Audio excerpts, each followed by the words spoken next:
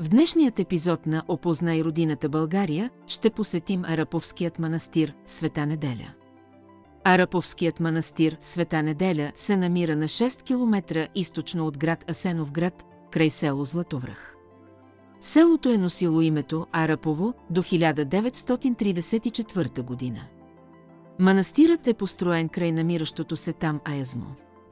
Според възпоменателния надпис над западната врата, храмът е построен през 1859 година. Първоначално той е бил подчинен на Молдавския манастир Света Петка. Надеждите на асеновградските и пловдивските българи тогава за тази обител са били да даде отпор на така характерната за епохата гракомания.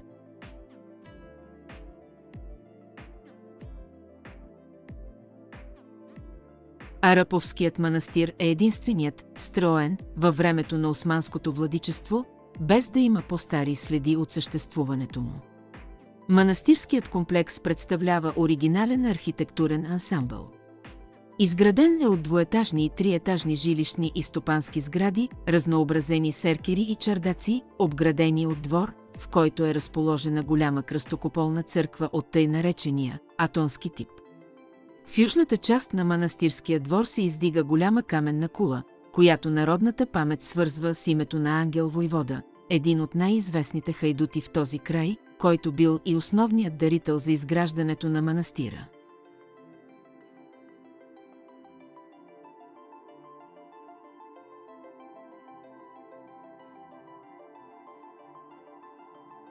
Самата кула е правоъгълна.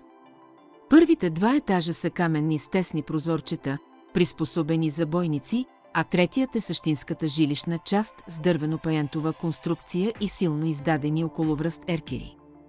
На северната стена е стенописът "Самсон убива нубийския лъв", използван за патриотични цели.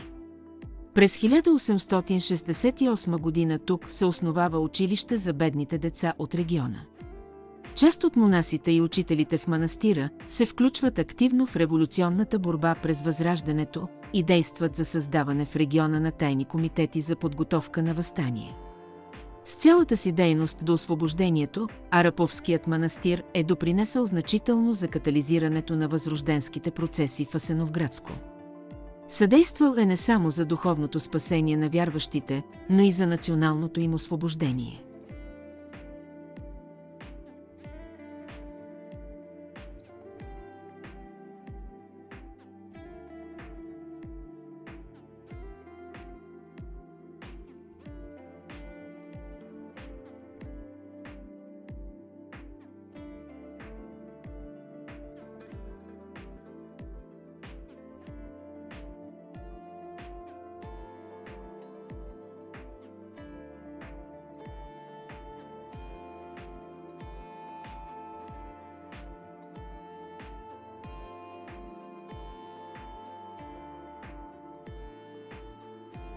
Араповският манастир е единственият в Асеновградско, построен в равно поле. Като повечето свещени места, и тук се разказват легенди. Една от тях е за името, което може би идва от Арап Ага, османския владетел на този район, разрешил строителството на обителта.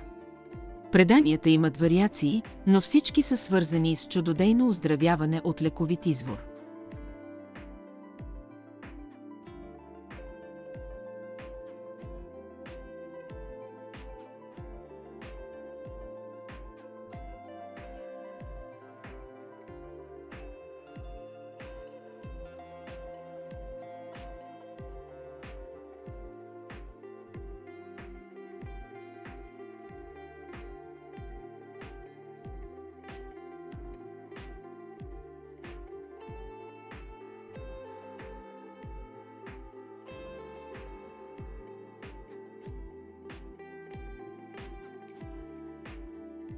Ако клиповете, които правим, ви харесват и идеята да показваме и опознаваме красотите на България, може да ни подкрепите, като споделите видеото с приятели и се абонирате за канала. Натиснете камбанката, за да сте винаги информирани за наличието на нови видеа.